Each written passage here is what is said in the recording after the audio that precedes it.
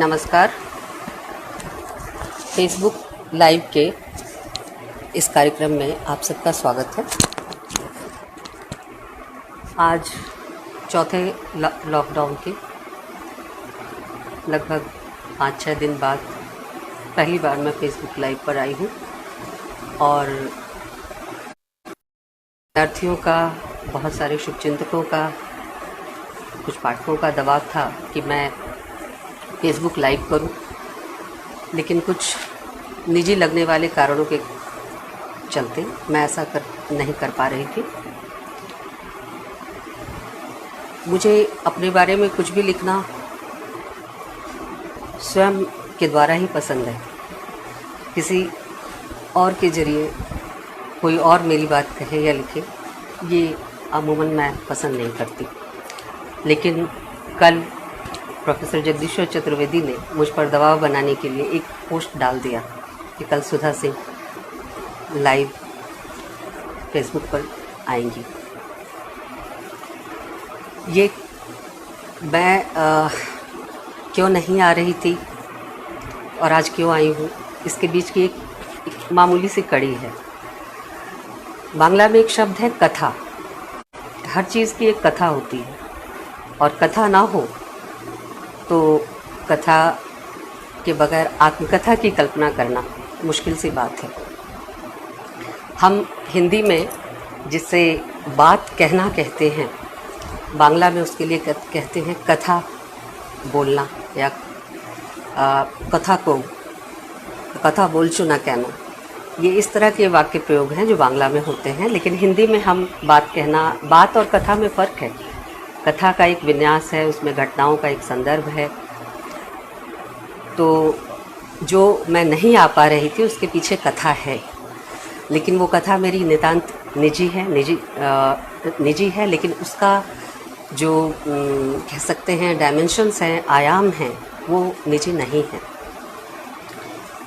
वो तकनीकी भी थे और राजनीतिक भी। राजनीतिक घटना जो अभी एक राष्ट्रीय आपदा से हम सब गुजर रहे हैं, ये वैश्विक आपदा है, राष्ट्रीय नहीं कहना चाहिए, लेकिन कुछ चीज़ें जो राष्ट्र के जरिए निर्मित होती हैं, राष्ट्र के दायरे के अंदर बनती हैं, उसके कारण ये राष्ट्रीय आपदा से लड़ने का वैश्विक आपदा होते हुए भी राष्ट्रीय जो इसका कलेवर है, जिसमें कुछ नियम कायदे कानून तय किए गए हैं, उसके जरिए एक राष्ट्रीय डायमेंशन भी है इसका।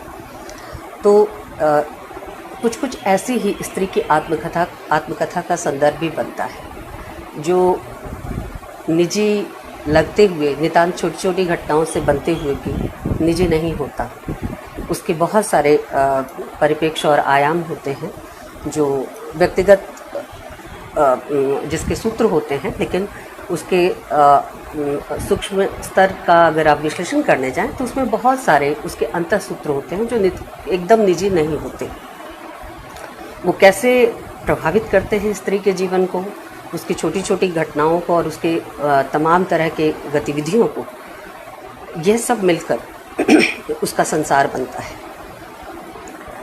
जहाँ तक स्त्री की आत्मकथा का सवाल है, अमूमन ये माना गया है कि स्त्रियां जो हैं वो विचार लेखन बहुत अच्छा नहीं कर पाती, और आत्मकथा का संदर्भ चूँकि व्यक्तिगत जीवन और उसके साथ साथ एक सामाजिक परिवेश, राजनीतिक और तमाम तरह के अन्य पहलू उसके साथ जुड़े हुए हैं, तो स्त्री अगर कुछ कहेगी तो उसका व्यक्तिगत ही ज़्यादा आएगा। और इस लिहाज से अगर हम देखें तो आत्मकथा मूलतः पुरुष विधा है। हिंदी के जितने भी जेनर हैं या साहित्य के जितने भी जेनर हैं, उसमें अन्य विधाओं की तुलना में आत्मकथा को मेरी दृष्टि में मैं आत्मकथा को सर्वाधिक पुरुष विधा मानती हूँ। जिस तरह से अन्य रचना विधाओं को जन्म देने का श्रेय पुरुषों ने लिया है या उन्हें दे दिया गया है और उसकी प्रामाणिकता असंदिग्ध मान ली गई है, उसी तरह से आत्मकथा के संदर्भ में भी स्त्रियां बहुत कुछ लिखती रहीं, लेकिन उन्हें हुआ और ये तब तक हासिल नहीं हुआ जब तक हम आधुनिक युग में प्रवेश नहीं कर गए और बनारसी दास जैन ने अर्धकथानक न लिख दिया। यानी एक ढांचा, एक फिक्स तरीका, एक उसका स्ट्रक्चर तय नहीं हो गया आत्मकथा के अनुकूल, जिसमें पुरुष की कहानी या उनकी उपलब्धियां या उनकी सफलताएं, ये सब कुछ बहुत आसानी से फिट बैठ रही थी। केवल साहित्य ही नहीं, ज्ञान, विज्ञान, तमाम कला रूप, स्थापत्य से लेकर अन्य जितनी भी चीज़ें हैं, अगर आप उसमें देखें तो उसमें स्त्री की कहानी या उसका संदर्भ लगभग गुम है, गायब। अगर मान लीजिए कहीं आप घूमने भी जाते हैं, कहीं किसी किले का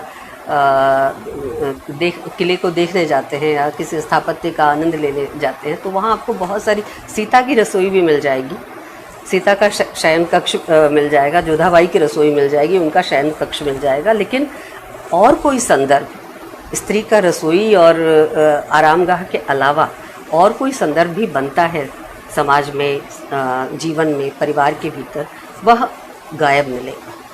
तो एक तरह से एकदम अनुपस्थित संसार है स्त्री का, जिसमें उसकी जो गतिविधियां हैं, घरेलू गतिविधियां हैं, उसकी गाहे बगाहे नोटिस ले लेने के अलावा कोई बहुत ज़्यादा तवज्जो उसको नहीं दी गई।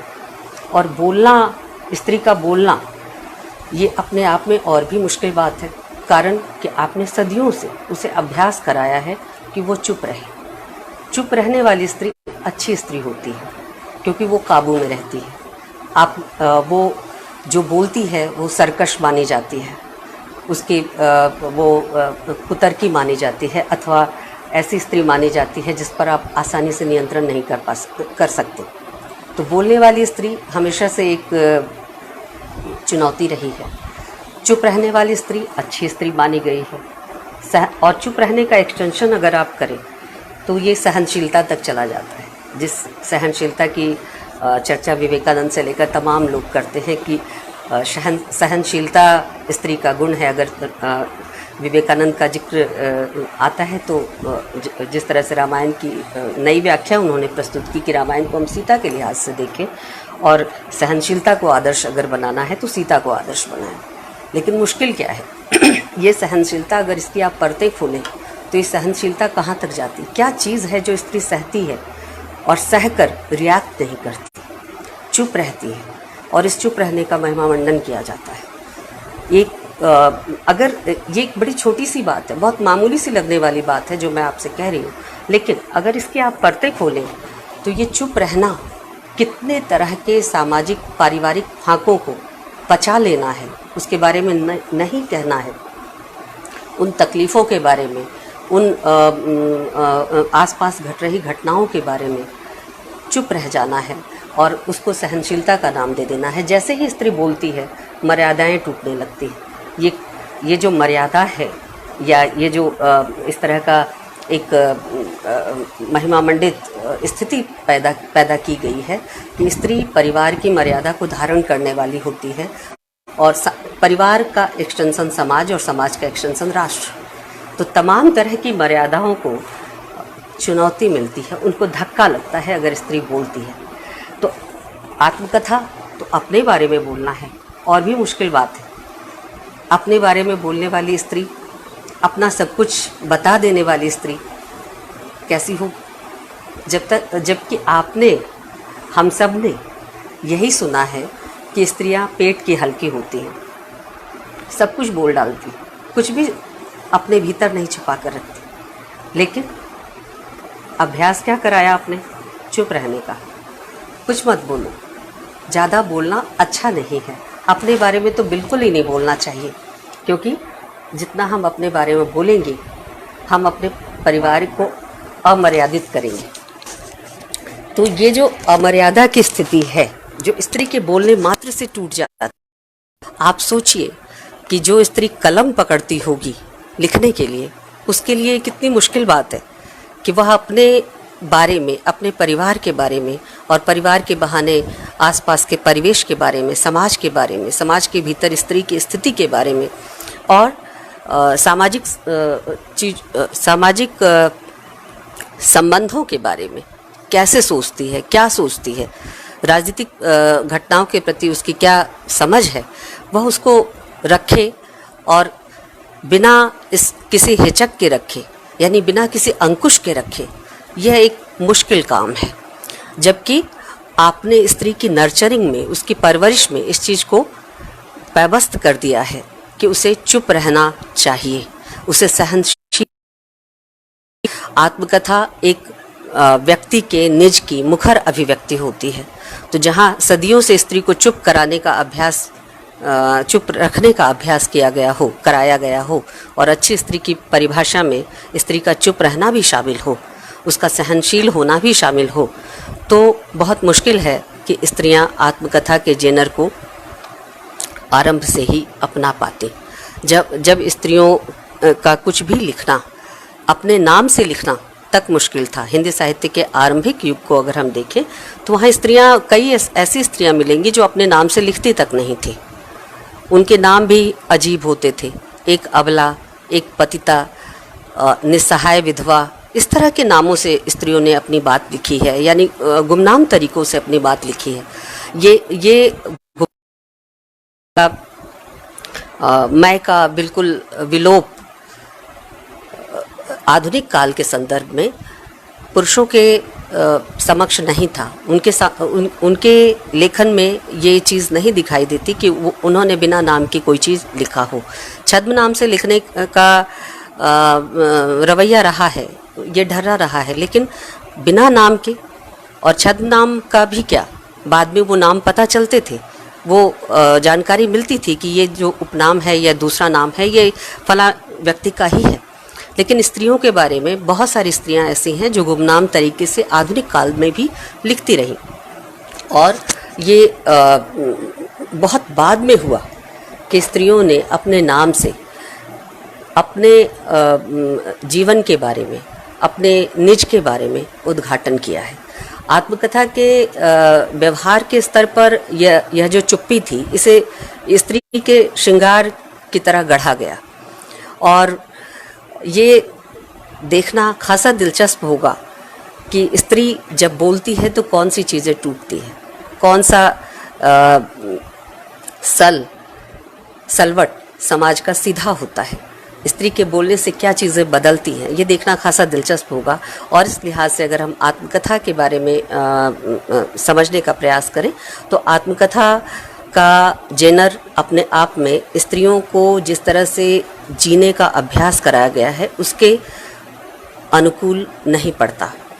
यानी सब कुछ को बता देना, खास करके अपने और परिवार के रहस्यों को बता देना, रोज़मर्रा के घटनाओं को बता देना, इतना सहज स्त्री के लिए नहीं रहा। उसे ये चीज़ अभ्यास के रूप में सिखाई गई है कि वह इन चीज़ों के बारे में न बताए। इसके साथ ही साथ अगर हम और देखें तो अन्य तमाम विधाओं में जहाँ हम प्रकारांतर से या अप्रत्यक्ष रूप से कुछ चीज़ों को कहने के लिए स्वतंत्र होते हैं और दबे ढके स्वर से कह सकते हैं अपने मूल बात को भी, कष्ट को भी, जैसे कविता या कहानी या उपन्यास इत्यादि में हम प्रकारांतर से निज के बारे में उद्घाटन कर सकते हैं, लेकिन एक आच्छादन वहाँ रहता है। आत्मकथा की जो विधा है वो बहुत ही मुखर और स्पष्ट विधा है, इतनी स्पष्ट कि उसमें साफगोई एक ज़रूरी चीज़ है। जो कुछ आप कह रहे हैं वो आप ही कह रहे हैं, इसकी जिम्मेदारी आत्मकथा की विधा की एक डिमांड है। और ऐसे में स्त्री के लिए ये जिम्मेदारी के साथ कहना और बिना किसी आच्छादन के, बिना किसी पर्देदारी के स्वयं को सामने लाना सहज नहीं है, क्योंकि स्वयं को सामने लाने की प्रक्रिया में आत्मकथा में बहुत सारी नितांत निजी चीज़ों का जिस तरह से उद्घाटन होना चाहिए या होता है, वह स्त्री के लिए गौरव की चीज़ नहीं हो सकती, क्योंकि उसे सिखाया गया है कि इसमें स्त्रियों की मर्यादा टूटती है, निज की अभिव्यक्ति में स्त्रियों की मर्यादा टूटती है। और एक और महत्वपूर्ण चीज़, मैं केवल इसके स्ट्रक्चर की ही अगर बात करूं, आत्मकथा के स्ट्रक्चर की ही बात करूं, तो आप देखिए कि आत्मकथा में जो केंद्र बिंदु है वो होता क्या है। आत्मकथा में केंद्र बिंदु स्व होता है, सेल्फ होता है। यानी आत्मकथा दरअसल सेल्फ के उद्घाटन का क्षेत्र है। जब हम सेल्फ का उद्घाटन कहते हैं तो इस सेल्फ का फॉर्मेशन भी होता होगा, और स्व का निर्माण और स्व का उद्घाटन, ये दो अलग अलग प्रक्रियाएं हैं। निर्माण में स्त्री की कितनी भूमिका है, स्वयं की उसकी कितनी भूमिका है, और उद्घाटन में स्त्री की कितनी भूमिका है, ये दोनों के पैरामीटर अलग अलग हैं। स्त्री के सेल्फ का निर्माण अमूमन सेल्फ या सब्जेक्ट के रूप में स्त्री को देखा ही नहीं गया। दिक्कत यहाँ है। आत्मकथा में सब्जेक्ट मैं या सेल्फ होता है, और सेल्फ के रूप में, सब्जेक्ट के रूप में स्त्री को देखना बहुत बाद की परिघटना है। आत्मकथा का जो केंद्रिकता है वो स्व केंद्रिकता है, और स्त्री को स्व के रूप में न देखे जाने के कारण ये संभव नहीं हुआ कि स्त्रियां सहज ही आत्मकथा को विधा के रूप में अपना लें और उसमें अपनी बात सहजता से कह पाएं। पुरुषों ने जिस तरह से सेल्फ को या स्व को अपनाया, यानी वो पुरुष का जो सेल्फ है वह समाज के फॉर्मेशन के उसके जीवन के आरंभिक चरण, स्त्री का सेल्फ भी बनता है। लेकिन पुरुष के सेल्फ के साथ जिस तरह से वोकैलिटी शामिल होती है, मुखरता शामिल होती है, वो स्पष्टता शामिल होती है, और उसके सेल्फ को उपलब्धि की तरह एक, और उपलब्धि भी कैसी, सफल उपलब्धि की तरह प्रोजेक्ट करने की एक धारणा साथ साथ चलती है। उसे सिखाया जाता है कि उसे जीवन में कुछ अचीव करना है, उससे कुछ बनना है, उसे समाज के लिए कुछ करना है, समाज में उसकी एक भूमिका है। स्त्री को बिल्कुल विपरीत तरीके से सिखाया जाता है कि उसे कुछ बनना नहीं है, उसे पुरुष की सहधर्मिणी बनना है, पुरुष की छाया बनना है। सीता जी राम जी की छाया थी। सीता राम की कह सकते हैं कि आगे चलने वाली चीज़ नहीं थी। वो राम के पीछे पीछे उनके पद चिन्हों का अनुकरण करते हुए छाया से चलती थी, और सीता की छाया मूर्ति की पूजा भी राम के द्वारा होती है। तो ये जो छाया भाव है ना, जो स्त्री को समाज में जीने के एक तरीके के रूप में सिखाया जाता है कि आप छाया भाव से समाज में रहें। स्त्री सर्वत्र है और कहीं नहीं है। ये एक दिलचस्प चीज़ है कि आप छाया भाव की तरह स्त्री को जीना सिखाते हैं, और ये जो छाया भाव है यह स्त्री के सेल्फ के निर्माण में बहुत बड़ा बाधक है। स्त्री को कुछ अचीव करना नहीं सिखाया जाता, उसे फॉलो करना सिखाया जाता है। आप अनुकरण करें, और जितनी अच्छी अनुकरण करता होंगी उतनी अच्छी स्त्री कहलाएंगी। ये दिलचस्प चीज़ है कि जब आप नेतृत्वकारी भूमिका में नहीं होंगी, अनुकरण मूलक भूमिकाएं आपके लिए तय कर दी जाएंगी, छाया भाव जीवन के भाव की तरह आपके लिए निर्धारित कर दिया जाएगा, तो वहाँ मुश्किल है कि सेल्फ किसी और तरह से फॉर्म हो। स्त्री जद्दोजहद करके, स्वयं प्रयास करके, या चेतना कॉन्शसनेस जिसे हम कहते हैं हासिल करके अगर इस छाया भाव से मुक्त होती है तब तो ठीक है, अन्यथा उसके लिए यह सेल्फ के उद्घाटन का यह जो पूरा लाइनेज है वो है ही नहीं। ये एक महत्वपूर्ण चीज़ है, और इसी वजह से मैं समझ उद्घाटन का क्षेत्र होने के कारण आत्मकथा के संदर्भ में स्त्री और पुरुष के सामाजिक स्व की जो फॉर्मेशन की पद्धति है उसमें चूंकि भिन्नता रही है, इसलिए आत्मकथा लेखन स्त्री के राइटिंग के लिए, स्त्री के लेखन के लिए बहुत सहज विधा नहीं रही है।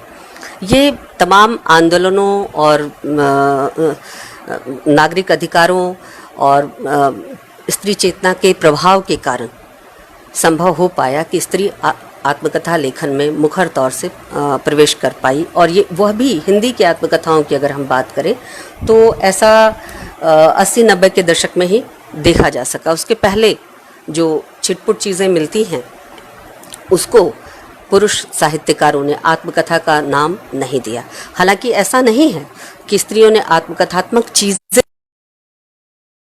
लेकिन आत्मकथा का जो फॉर्मेट बनाया गया उससे स्त्री की लिखी हुई ये सारी चीज़ें बहिष्कृत ही रही, उसमें शामिल नहीं हो पाई। तो एक बहुत बड़ा संकट था। जैसे अगर हम भक्तिकाल के संदर्भ में देखें या बौद्ध लेखन के संदर्भ में देखें तो थेरी गाथाएँ हैं, मीरा का काव्य है, अंडाल का लेखन है, और भी स्त्री रचनाकारों का रत्नावली का लेखन है। रत्नावली का लेखन तो पूरा का पूरा पद्यात्मक तरीके से उसके जीवन की जो लोक कथाएं प्रचलित है उसका एक दस्तावेज है, उसका एक प्रामाणिक रूप रत्नावली का काव्य प्रस्तुत करता है कि किस तरह से पति ने उसे पति का विछोह सहना पड़ा और किस तरह से उसने अपने पति को कुबोल कहे, यानी रत्नावली की स्वीकृति है कि उसने कुबोल कहे पति को, और जिस वजह से उसका पति यानी तुलसीदास उसे छोड़कर ईश्वर की साधना में, राम की साधना में प्रस्तुत हो गए और उनको ये विछोह सहना पड़ा। तो स्त्री अपने सद्वचनों को भी कुबोल कहकर, क्योंकि समाज ने उसे सिखाया कि पति को कठोर वचन नहीं कहना चाहिए, वह कुबोल कहकर ही स्वीकार कर रही है और अपने एक एक दर्द को बयान कर रही है कि वो कैसे पिता के घर जहाँ जन्मी वहाँ किस तरह का कष्ट रहा, पति के साथ उसका जीवन किस प्रकार का रहा। मतलब उससे ज़्यादा प्रामाणिक आत्मकथा और उसके सूत्र मैंने भक्तिकाल में अन्य किसी के यहाँ अगर देखे तो दूसरी मीरा ही मिली। उससे ज़्यादा प्रामाणिकता के साथ, यानी जीवन की घटनाओं को प्रामाणिकता के साथ दर्ज करने वाली स्थितियाँ जो रत्नावली के यहाँ हैं, किसी पुरुष कवि के यहाँ भी नहीं हैं। बावजूद इसके रत्नावली के लेखन को आत्मकथा के जेनर में शामिल नहीं किया गया और ना ही उसका कहीं जिक्र मिलता है। इसी तरह से स्त्री जब लिख रही है, अपनी पीड़ा को व्यक्त कर रही है, तो वह सामाजिक स्थितियों पर भी किसी न किसी रूप अपनी पीड़ा को इसलिए व्यक्त नहीं करती या अपने निज की कथा को इसलिए नहीं कहती कि उसे समाज से सहानुभूति चाहिए, बल्कि वह समाज के एक तरह से आलोचना, उसका एक वैचारिक प्रतिपक्ष तैयार करती है जब वो लिखती है, और ख़ास करके निज के बारे में लिखती है तो, क्योंकि वो जो निजी लगने वाले संदर्भ हैं वो किसी न किसी तरीके से सामाजिक संदर्भ में ही बदलते हैं, जो स्त्री के उत्पीड़न का कारण भी है। तो मैं रत्नावली की ही यहाँ चर्चा करूँ तो रत्नावली जिस तरह से अपने साथ हुए उस घटना को, जिसके कारण उसे तकलीफ सहनी पड़ी, और उस पूरे परिवेश को जिसकी वो चर्चा कर रही है, उस परिवेश को अपने बारे में बताते हुए ही वो कई ऐसी बातें कह जाती है जो भक्तिकाल के समाज को भी डिफाइन करता है। मसलन भक्तिकाल का समाज जिसमें सती की महिमा गाई गई, जिसमें पतिव्रता स्त्री की महिमा गाई गई, वो समाज ऐसा था जहाँ बहुपत्नी प्रथा प्रचलित थी। कबीर को भी सती ही पसंद है और पतिव्रता मैली भली काली कुचित कुरूप पसंद है, लेकिन इसके पीछे का जो पूरा सामाजिक संदर्भ है वो रत्नावली की कविता प्रस्तुत करती है, कबीर की कविता प्रस्तुत नहीं करती। कबीर की कविता सिर्फ ये बताती है कि स्त्री कुमार्गी और सद्मार्गी दोनों तरह की हो सकती है और पतिव्रता स्त्री की स्वीकृति उनके यहाँ थी, लेकिन सामान्य स्त्री की स्वीकृति कबीर के यहाँ नहीं है।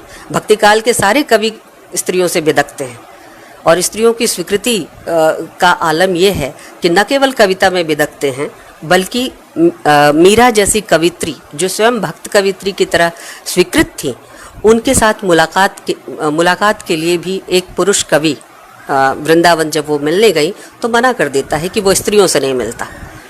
कितनी सुंदर बात है, आप देखिए कि ये जो टिप्पणी है ये एक दंतकथा की तरह चलती है कि भक्तिकाल में एक ऐसा संदर्भ आता है जहाँ मीरा चलकर वृंदावन जाती है और वहाँ एक कवि जो भक्त कवि हैं वो उनसे मिलने से मना कर देते हैं, और तब मीरा कहती हैं कि अच्छा मुझे तो पता ही नहीं था कि यहाँ कृष्ण के अलावा भी कोई और पुरुष बसता है।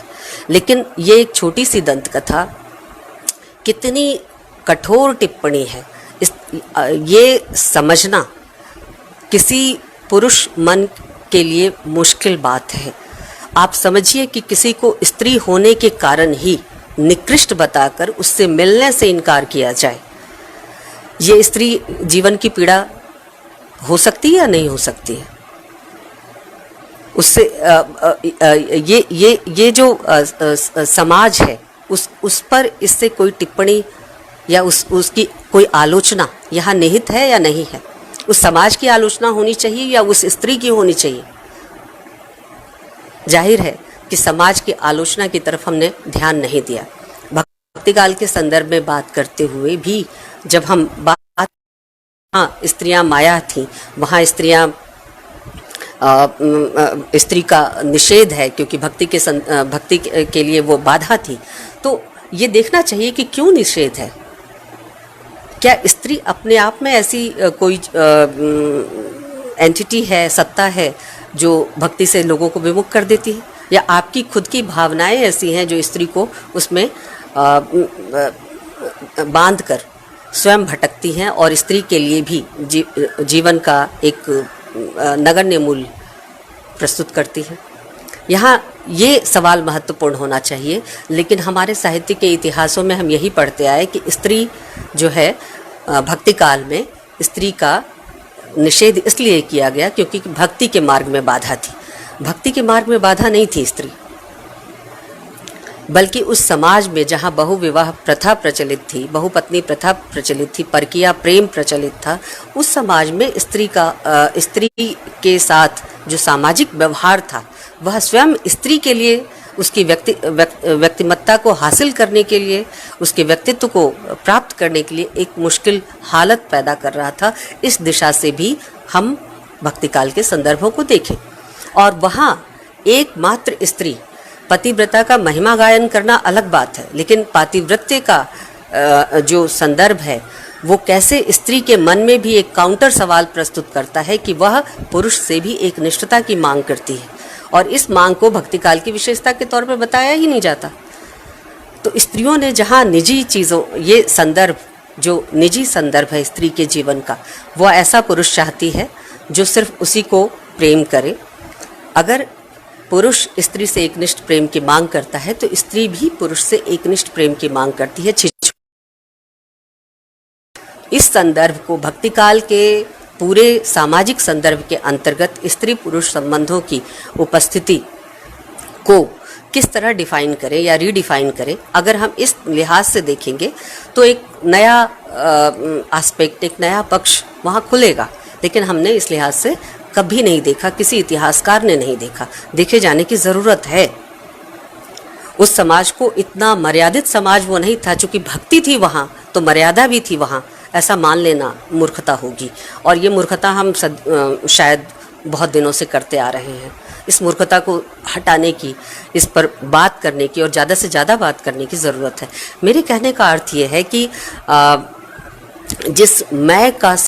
जिस सेल्फ का संदर्भ आत्मकथा में आता है, यानी मैं केंद्रिकता जो आत्मकथा की विशेषता है, वह मैं केंद्रिकता स्त्रियों के लिए इतनी सहज नहीं रही है। समाज उस मैं के निर्मित होने में तमाम तरह के अड़ंगे डालता है और उसका मैं एक निश्चित पैटर्न पर डेवलप करने की अनुमति समाज स्त्री को देता है, और उसे देता ही नहीं है, उसे अनुशासित करता है कि आप उसी ढांचे में, उसी दायरे के भीतर रहकर उस मैं को निर्मित करें। तो ऐसे में स्वच्छंद तरीके से और कह सकते हैं कि ज़्यादा मुक्त तरीके से, स्वचालित तरीके से मैं केंद्रित होकर स्त्री के लिए लिखना एक मुश्किल स्थिति रही है। आत्मकथा के जेनर की विशेषता चूँकि मैं केंद्रिकता है और उसमें विषय खुद नैरेटर और विषय, यानी जो वाचक है और जो विषय वस्तु है उस लेख की या उस विधा की, वह मैं ही है। मैं ही लिख भी रहा होता है और मैं ही उसकी विषय वस्तु भी है, सब्जेक्ट भी है।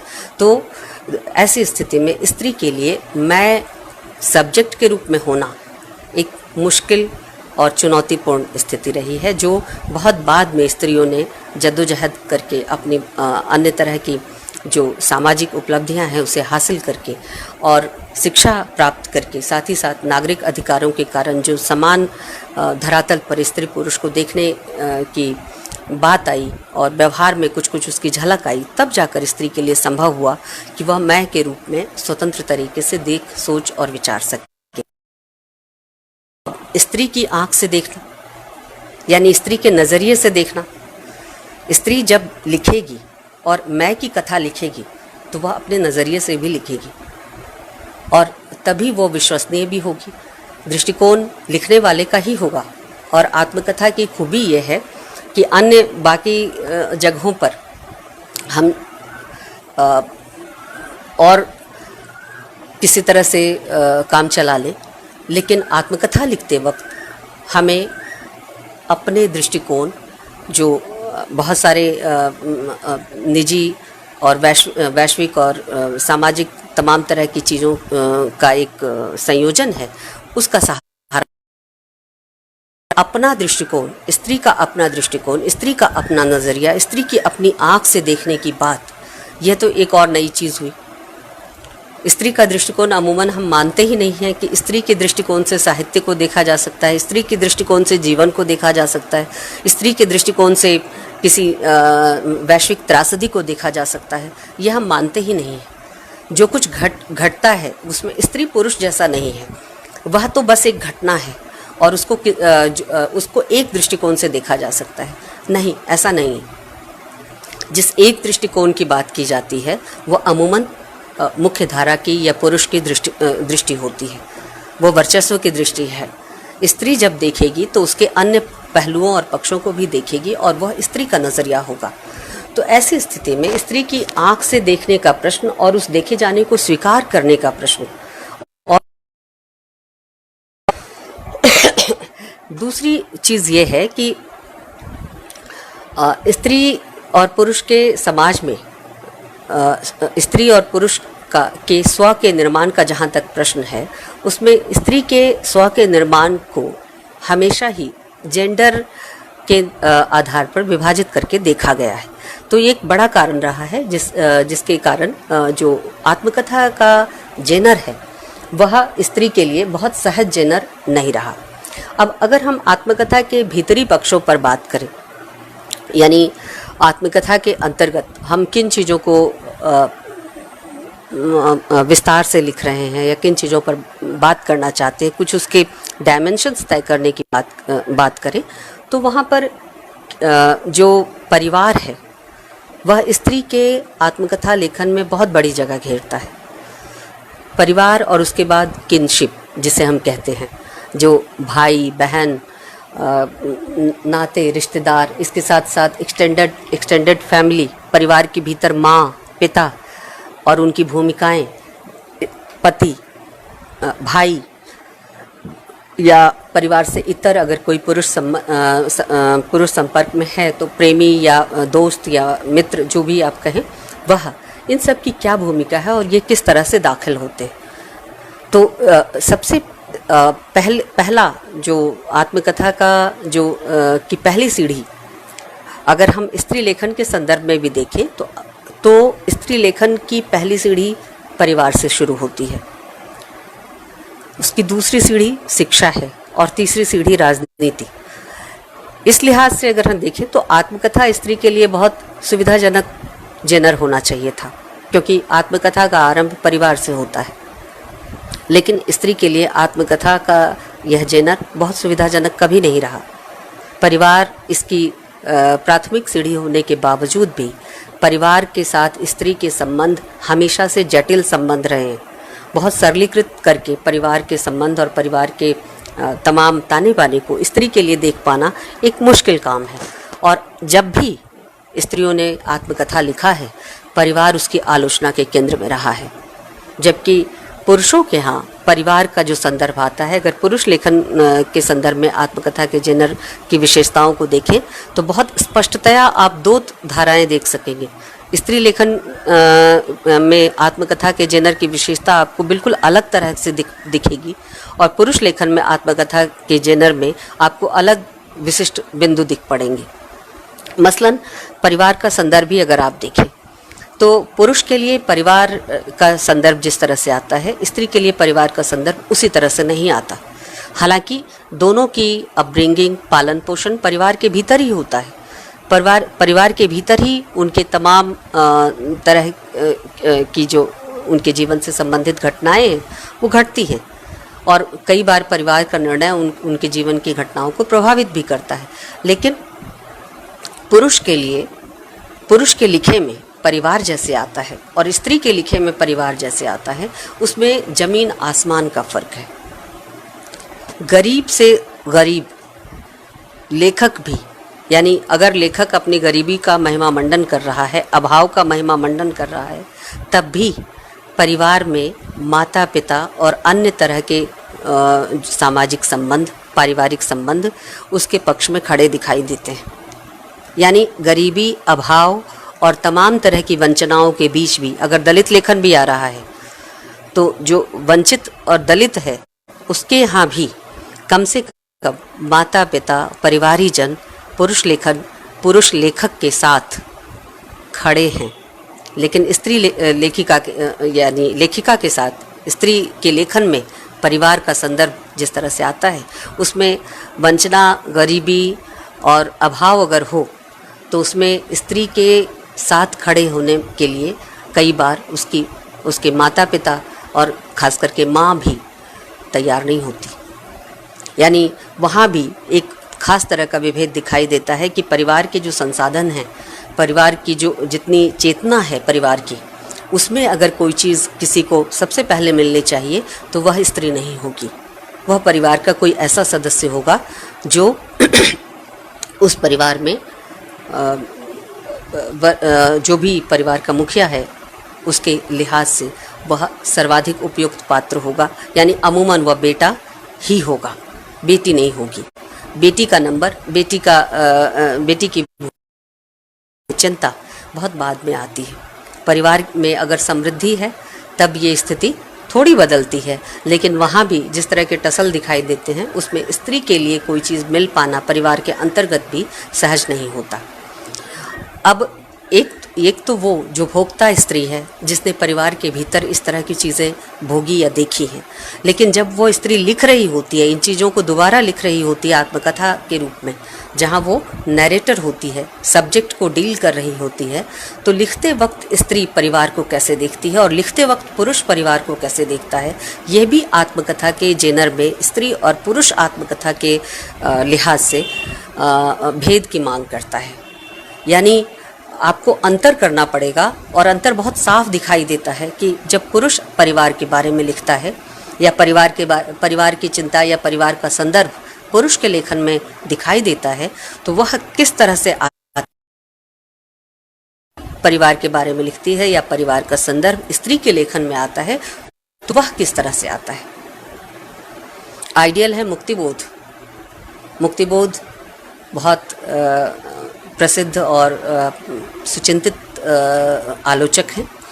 उन्होंने परिवार के बारे में खूब लिखा है, लेकिन परिवार के बारे में लिखते हुए उनकी चिंता जिस तरह से पत्नी के बारे में है, पत्नी के स्वास्थ्य के बारे में है, पत्नी की शिक्षा के बारे में है, साथ ही साथ एक आत्मग्लानि का बोध जिससे वो कविताओं में भी ग्रसित हैं और निजी जीवन में भी वो चीज़ दिखाई दे रही है कि स्त्री पुरुष संबंध जो नितांत निजी संबंध हैं, उनकी पत्नी बार बार गर्भवती होती हैं और उनके इलाज के लिए, उनके स्वास्थ्य की ठीक ढंग से देखभाल के लिए उनके पास पर्याप्त पैसे नहीं हैं और पैसे के इंतज़ाम को लेकर वो चिंतित दिखते हैं। वो एक नौकरी चाहते हैं। यानी नौकरी क्यों चाहिए?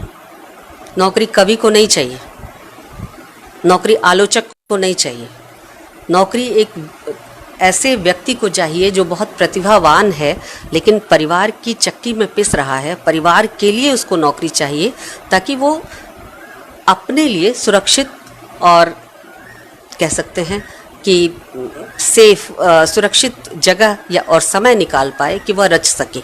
यानी एक काव्यात्मक प्रतिभा को आर्थिक इंतजाम इसलिए चाहिए कि उसका परिवार ठीक ढंग से चले और वो निश्चिंत होकर काव्य रचना या आलोचना या जो कुछ भी वो लिखना चाहे लिख ले। लेकिन स्त्री के संदर्भ में अगर इस प्रसंग को देखें तो स्त्री को नौकरी या उसकी कोई सामाजिक भूमिका परिवार चलाने के लिए नहीं चाहिए, ऐसा माना जाता है। यानी आर्थिक जिम्मेदारी जो है स्त्री के लिए वह महत्वपूर्ण नहीं है। उसको आजीवन इसीलिए तैयार भी किया जाता है कि तुम्हें घर थोड़ी चलाना है, तुम्हें नौकरी थोड़ी करनी है, तुम्हें बाहर जाकर कोई भूमिका थोड़ी निभानी है, तुम्हें तो घर के अंदर रहना है। तुम घर के कामकाज में पारंगत हो, तुम्हें कोई डिबेट नहीं करना, तुम्हें राजनीतिक बहसबाजी नहीं करनी, तुम्हें बाहर जाकर कोई आंदोलन नहीं करना, तुम्हें बाहर जाकर कोई बहुत बड़ी सामाजिक सफलता हासिल नहीं करना है। तुम एक अच्छी पत्नी बन सको, एक अच्छी माँ बन सको, एक अच्छी दोस्त और मित्र बन सको, बस इसके लिए तैयार हो। केयरिंग भाव तुम्हारे लिए बहुत ज़रूरी है, रोबस्ट भाव होने की ज़रूरत नहीं है। तो परिवार का जब संदर्भ आता है पुरुष के लिए, तो वह नौकरी भी इस तरह से तलाशता है कि उसको अपने परिवार को चलाने के लिए जो उसकी सामाजिक जिम्मेदारी है उसके लिए नौकरी की ज़रूरत है, और इस जिम्मेदारी को पूरा करने के बाद वो सामाजिक भूमिका भी बखूबी निभा पाएगा।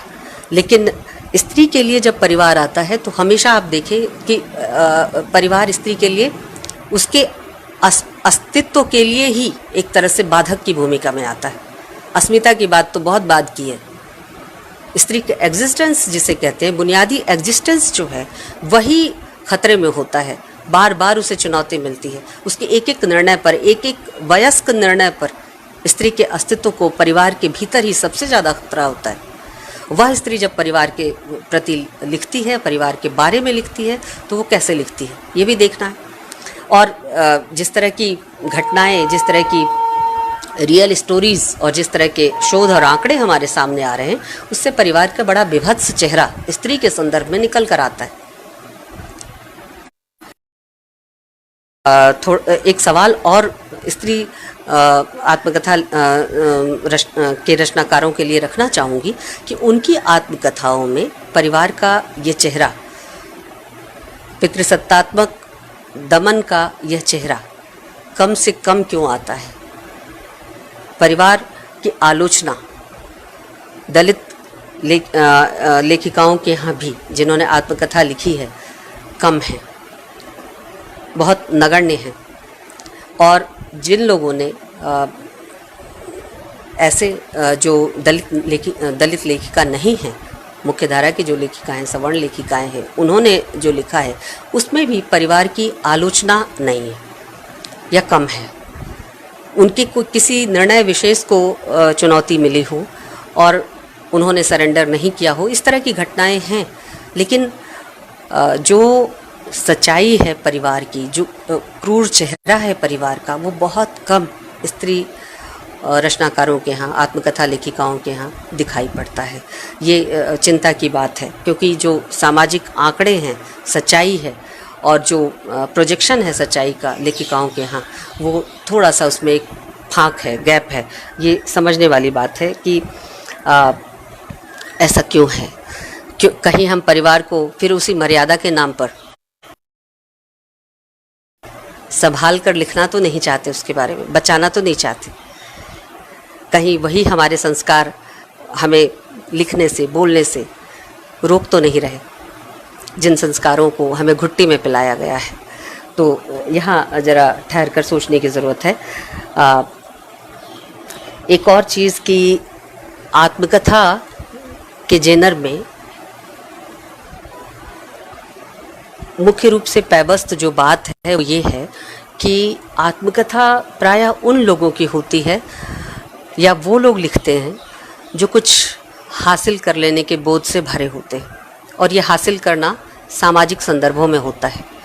यानी आत्मकथा सामान्य लोग या ऐसे लोग जिनके जीवन में कुछ हासिल ही नहीं हुआ, जो सफल ही नहीं हुए, जिन्होंने कुछ उपलब्धियां प्राप्त ही नहीं की, वो आत्मकथा क्या लिखेंगे। आत्मकथा जब तक कुछ प्राप्त न कर लिया जाए, हासिल न कर लिया जाए, सफल ना हो लिया जाए, तब तक आत्मकथा नहीं लिखी जाती। यानी आत्मकथा लेखन पूरी तरह से महानता के पैराडाइम का लेखन है। यानी उसके संघर्ष जहाँ से आत्मकथा शुरू होती है, पारिवारिक संघर्ष हो सकता है, सामाजिक राजनीतिक संघर्ष हो सकता है, तो जहाँ से आत्मकथा शुरू होती है उन संघर्षों की कथा भी अंततः एक सफल व्यक्तित्व के अर्जन की कथा में जब तक न बदल जाए तब तक आत्मकथा लेखन नहीं किया जा सकता। यानी सफल व्यक्तियों की ही आत्मकथा होती है। अब ये जो डिमांड है जेनर की, ये एक ऐसी डिमांड है जो स्त्रियों को अपने आप ही इसमें रिजेक्ट कर देती है, वंचित कर देती है या बहिष्कृत कर देती है। यानी स्त्री के बहिष्करण के जो तमाम तरीके हैं उनमें से ये एक दूसरा प्रछन्न तरीका है कि आप जेनर का स्ट्रक्चर ही उसकी संरचना ही इस तरह की रचें, बनाएं, बताएं कि जहाँ छोटी चीज़ों की कहानी नहीं हो सकती, छोटी उपलब्धि नहीं हो सकती। जब तक वो महानता के पैराडाइम में न बदल जाए, जब तक कोई कुछ बड़ा उसमें अचीव ना हो जाए, तब तक कहने लायक कोई बात नहीं बनती। तो स्त्री के जीवन को जहाँ शुरू से ही बताया जाता है कि तुम्हारा जीवन क्या है, तुम्हारा जीवन अलग से कुछ नहीं, तुम तो परिवार के लिए हो, पुरुष के लिए हो, और तुम्हारे जीवन का मातृत्व का दायरा है, तुम्हारी भूमिकाओं के एक्सटेंशन का दायरा है। तो उसमें स्त्री का कुछ हासिल कर पाना, और हासिल हो जाए तो उस बोध को जी पाना एक मुश्किल काम है। अमूमन ज्ञानी गुणी स्त्रियां भी उपलब्धि को लेकर या सफलता को लेकर संकोची होती हैं, जबकि पुरुष उतने ही गांठ की जो गठरी है उसको लेकर बहुत आसानी से हो हल्ला मचा लेता है। मुखरता या लाउडनेस, मैं जो कहना चाहती हूँ कि पुरुष आत्मकथा में एक गुण के तौर पर आप देख सकते हैं कि लाउडनेस होती है। आप उस लाउडनेस को मतलब एक उदाहरण से मैं आपको बताना चाहूँगी कि प्रसाद के बारे में अमूमन कहा जाता है कि वो बड़े संकोची थे। अपने जीवन की विभिन्न स्थितियों के बारे में, खास करके निजी जीवन की स्थितियों के बारे में कुछ बोलना नहीं चाहते थे। और प्रेमचंद ने जब आत्मकथा विशेषांक हंस का निकाल रहे थे तो उस समय उनसे कहा था कि कुछ लिख कर दीजिए। तो उन्होंने एक कविता लिख भेजी थी जो हंस की उसी आत्मकथा विशेषांक में छपी थी। अब ये दोहरा पैमाना देखिए, जब आप मान के चलते हैं कि गद्य में ही आत्मकथा लिखी जा सकती है, पद्य में लिखी गई आत्मकथा नहीं है कोई भी चीज़, तो फिर प्रसाद की ये जो छोटी सी कविता है ये आत्मकथात्मक कैसे मान ली गई, हंस के आत्मकथा विशेषांक में कैसे छप गई। महादेवी की सारी कविताएं जो आत्मकथा और निज की कहानी ही है वो क्यों नहीं छपी, या उसे आत्मकथा के अंतर्गत आप क्यों रखकर विश्लेषित नहीं करते। प्रसाद ने लिखा कि मधुप गुनगुनाकर कह जाता कौन कहानी यह अपनी। ये जो कविता है उनकी, इसे उनकी आत्मकथात्मक कविता में गिना जाता है और हंस के आत्मकथा विशेषांक में ये छपा था। लेकिन महादेवी कई बार कहती हैं, महादेवी जिस समय लिख रही हैं उस समय छायावाद अपने पूरे उफान पर था, और कहें छायावाद का एक तरह से वो उत्तर काल कह सकते हैं, अगर एज को पूरे मतलब उस पूरे युग को अगर विभाजित करके देखें तो आरंभ नहीं बल्कि छायावाद का उठान था जिस समय महादेवी लिख रही थी। तो महादेवी के समकालीन ही हाला प्याला की कविताएं भी चल रही थी, और छायावाद के अंतर्गत भी इस तरह के उपमान और रूपक आ रहे थे। तो महादेवी जब लिखती हैं कि मैंने कब देखी मधुशाला, कब मांगा मरकत का प्याला, मैंने तो उनकी स्मृति में केवल आंखें धो डाली। तो ये आंखें धो डालना, भाषा जरूर काव्यात्मक है, लेकिन क्या ये आंखें धो डालना और स्मृति को अपना पाथेय बना लेना, जब आप कहते हैं उसकी स्मृति पाथेय बने है थके पथिक की पंथा की, तो वो आत्मकथा है। लेकिन जब एक स्त्री कहती है कि मैंने तो उनकी स्मृति में केवल आंखें धो डाली, वो आत्मकथा नहीं है। आपने उसे कभी, आपने कहा ये तो वेदना की कवित्री हैं, पीड़ा की कवित्री हैं, रोना पसंद है इनको, ये किस तरह की आलोचना है, कैसी व्याख्या है? सुविधा से आप पद्य को आत्मकथा मान लेते हैं, सुविधा से आप पद्य को कहते हैं कि ये पीड़ा और वेदना की कवित्री है, इनको पीड़ा में रहना अच्छा लगता है। पीड़ा में रहना किसको अच्छा लगता है? कभी सोच कर देखिए, किसी को नहीं अच्छा लगता। दुख सबको सालता है, दुख माजता है, ये विचार की चीज़ है, लेकिन दुख प्रभाव में सालता है, बाद में माजता होगा, पहले तो सालता है। तो ये जो स्थिति है कि आप सुविधा से लिखे का चयन और उसका कोटि विभाजन कर डालें और स्त्री के लिखे को आत्मकथा के जेनर के सांचे में कहें कि फिट नहीं होता, इसलिए आत्मकथा नहीं है, ये महान नहीं है, इसमें इसका जो वितान है बहुत बड़ा नहीं है, स्त्री के जीवन की मामूली कहानी है, तो ये आत्मकथा नहीं है। तो इस तरह की जो चीज़ें हैं जिसमें महानता की गाथाओं को ही आत्मकथा के लायक माना जाता रहा और अंततः तमाम संघर्ष, तमाम जो दयनीय स्थितियाँ, जटिल संबंध, सब कुछ की परिणति एक सफल जीवन में हो और वो फिर आत्मकथा के लायक हो, तो ऐसा कोहेरेंस, ऐसी संगति स्त्री के जीवन में नहीं होती। एक चीज़ मैं और कहना चाहूँगी और वो ये है कि स्त्री के लिखे किसी भी आत्मकथात्मक रचना को उठा लीजिए, यहाँ तक कि निर्मला जैन की अद्यतन जो किताब आई है जमाने में हम, आप उसे उठा लीजिए, एक बिखराव आपको दिखाई देगा और उस बिखराव की स्वीकृति भी दिखाई देगी।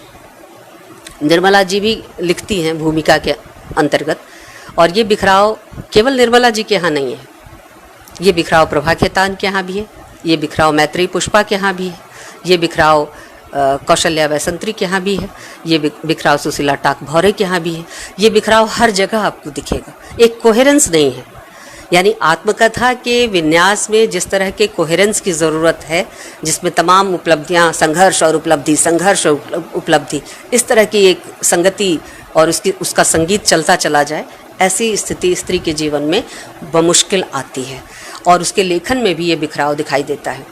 निर्मला जैन भी अपनी भूमिका में स्वीकार करती हैं कि ये कुछ ठीक तरीके से संयोजित होकर नहीं लिखा जा सका। ये जो रचना है, जो जिसे उन्होंने अपनी आत्मकथा कहा है जमाने में हम, उसमें उन्होंने स्वीकार किया है कि इसका संयोजन या कथा सूत्र जो है वो बहुत बिखरा बिखरा है, और ये बिखराव केवल उनके यहाँ ही नहीं है, ये तमाम स्त्री रचनाकारों के यहाँ है। ये बिखराव है, असंगतियाँ भी हैं, टूट फूट है, कड़ी बीच में विलुप्त हो जाती है, कहते कहते जैसे बहुत सारी घटनाएं छूट जाती हैं और फिर दूसरी जगह से कहानी शुरू हो जाती है, तो एक बहुत सारा उसमें विलोपन भी है। तो स्त्री आत्मकथा के संदर्भ में जब पुरुष आत्मकथा के साथ उसकी जब हम तुलना करें तो पाएंगे कि ये बिखराव, ये विलोपन, ये संगति का ना होना या टूट फूट स्त्री आत्मकथाओं में बहुत है और लगभग सभी आत्मकथाओं में है। तो इसके कारण भी आत्मकथा का जो सेट पैटर्न है उसमें स्त्री की आत्मकथा फिट नहीं बैठती। वहाँ आपको देखना पड़ेगा कि न सिर्फ चुप्पी, न सिर्फ सहनशीलता, न सिर्फ और तरह की जो सेल्फ के निर्माण की स्थितियाँ हैं, ये भिन्न प्रकार की सेल्फ के निर्माण की स्थितियाँ, बल्कि यह जो असंगति और विलोपन है, बहिष्करण है, ये तमाम चीज़ स्त्री आत्मकथा के मूल्यांकन के संदर्भ में नज़र में रखे जाने चाहिए और तभी जाकर हम स्त्री आत्मकथा के विभिन्न पक्षों को सही तरीके से देख पाएंगे। ये सिर्फ आज जो मैं आपसे बातचीत कर रही हूँ ये एक भूमिका भर है और मैं कोशिश करूँगी कि इसके बाद भी स्त्री आत्मकथा के अन्य पक्षों पर ये सिर्फ एक पक्ष मैं रख पाई हूँ।